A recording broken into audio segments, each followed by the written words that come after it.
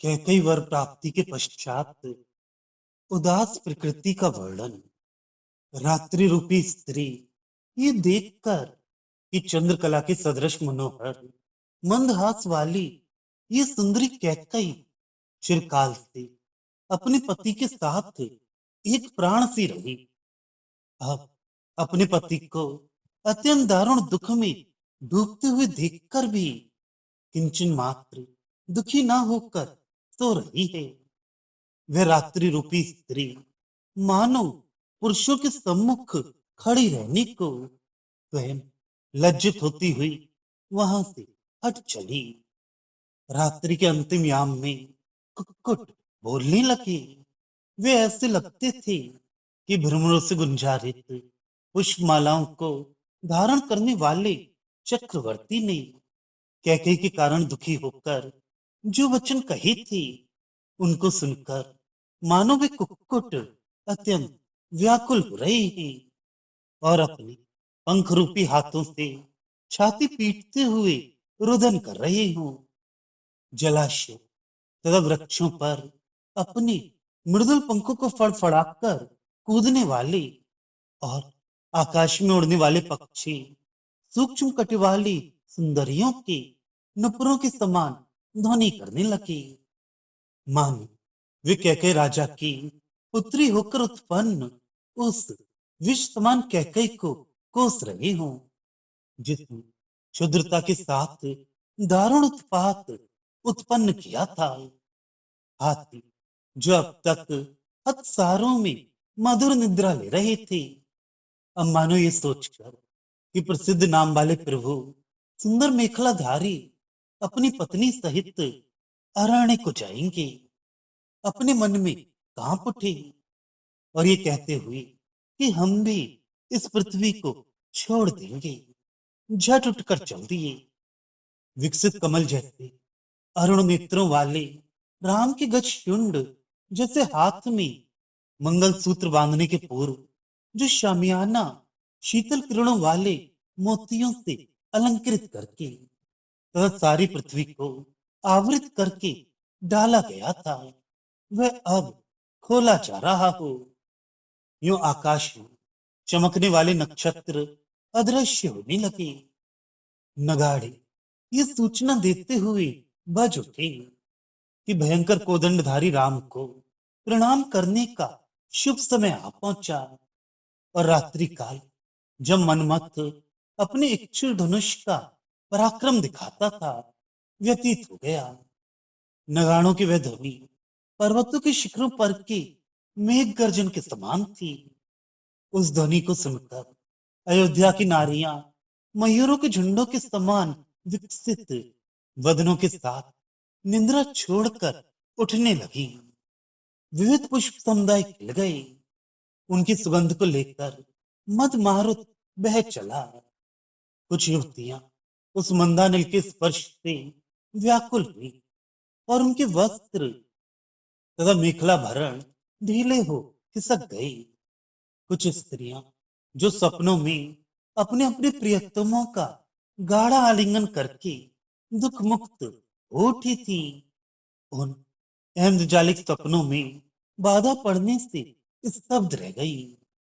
कुमुद पुष्प इस प्रकार मुकुलित हो गए जैसे उत्तम गुण वाली स्त्रियों ने चिरकाल तक रहने वाले अपयश को उत्पन्न करके अपनी अपूर्व कीर्ति को मिटाने वाली कठोर हृदय कैकेयी के पाप कर्म को देखकर और उससे स्त्री जाति के गौरव के मिटने से दुखी होकर अपना मुंह बंद कर लिया हो।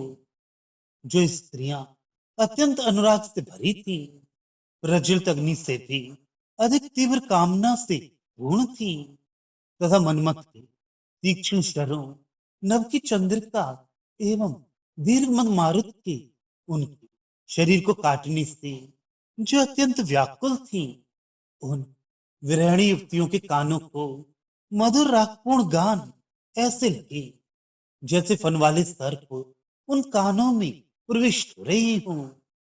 मेघ के समान दानशील भुजा वाले पुरुष अपनी शैयाओं से ये विचार करते हुए उठे कि चक्रधारी राम के राज तिलक के शुभ दिन के पूर्व की रात्रि एक युग के भी बड़ी लगती है।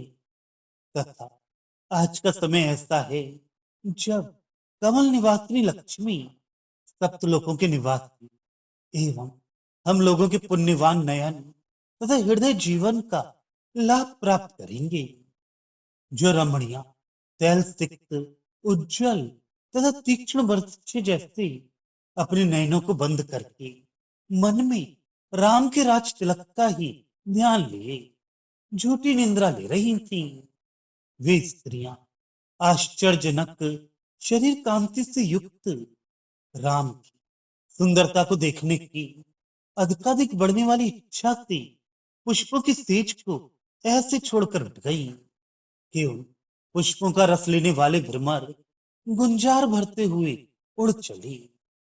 मनोहर पुष्पमाला धारणी जो सुंदरियां मन की दृढ़ता के साथ अपने पतियों से मान किए बैठी थी, वे अब प्रभात वाद्यों को बजते हुए सुनकर घबरा उठी और अपनी दुख व्याकुल पतियों को प्राणदान से करती हुई स्वर्णाभरणों के दबते हुए लता तुल्य कटी के भय से विकंपित होते हुए तथा दल युक्त पुष्पमाला के अंकित होते हुए समागम का सुख ना प्राप्त कर सकी। सर्वत्र मयूर पंख चमक उठे, बिरमर शब्दायमान हो उठे, पुष्पमालाएं चमक उठी, भेरिया शब्दायमान हो उठी, स्थान स्थान पर स्थित मुक्ता पंक्तियां चमकती हुई शब्दायमान हो उठी, आभरण शब्दायमान हो उठे, पक्षी शब्दायमान हो उठे, वीणा वाद्य शब्दायमान हो उठे, मन से भी अधिक वेग से दौड़ने वाले अश्व मेघों के समान शब्दायमान हो उठे। दीपक उसी प्रकार मंद पड़ गए जिस प्रकार चतुर्दश भुवनों को अपने प्राणों सहित दान देने वाले वीरों के वीर अपने ज्येष्ठ पुत्र पर अधिक प्रेम रखने के कारण अत्यंत विह्वल तथा पंचेंद्रियों के निष्क्रिय हो जाने से कंपित हो पड़े हुए चक्रवर्ती दशरथ की दिव्य देह की कांति मंद पड़ गई थी।